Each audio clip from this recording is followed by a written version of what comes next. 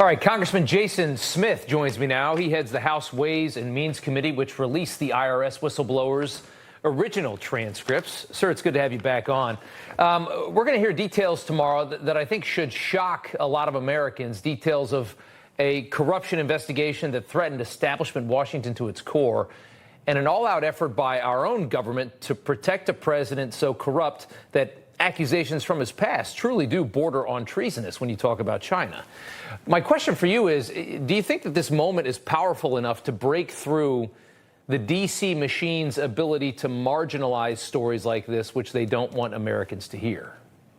I'll tell you, Rob, the D.C. machine is difficult to break through, but repetition will virtually get us there. But it's extremely important at the hearing tomorrow that you have these two whistleblowers be on the record again, highlighting their over 15 hours of testimony that was before our committee, highlighting how the Department of Justice had delayed the prosecution of Hunter Biden that led towards the statute of limitations expiring in the tax years of 2014, 2015, how they divulged information to Hunter Biden's attorneys that gave them the opportunity to know that a search warrant was going to be issued on a Northern Virginia storage unit that Hunter Biden had all kinds of information in, and whether to highlight how they said that the Attorney General of the United States denied the prosecutor there in Delaware to bring charges in Washington, D.C., and also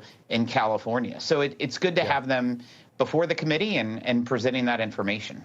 With all the information that you know, can I ask you to speculate on the motive for what we've seen from the DOJ here? Was it just as simple as, a Department of Justice, the brass at the Department of Justice, I should say, that just simply wanted to remove former President Trump, who they saw as a threat to whatever it is, the swamp, establishment, Washington? Do you see that as the motive?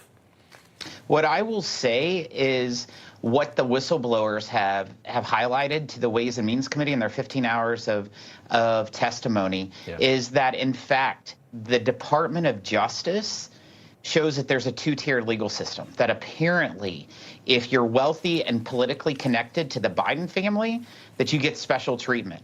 Because of the tax crimes that are alleged by the IRS whistleblowers of Hunter Biden from the tax years of 2014 to 2019, any American, especially a Trump, would be serving jail time. But if your last name is Biden, you're treated differently. You certainly are.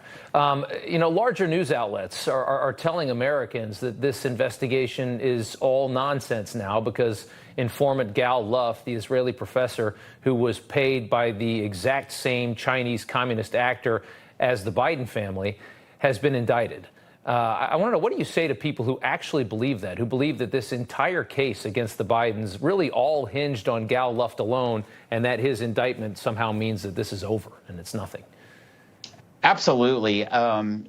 It's definitely not over. I can tell you with the information that came forward with the IRS whistleblowers, the information that came forward with the FBI whistleblower, and the continuous information that we're receiving, and we're following the facts, it is by far way from over, because the American people deserve answers, and this administration needs to be held accountable to the American people. Not to mention the information that we've gotten from Hunter Biden's own business partners in China.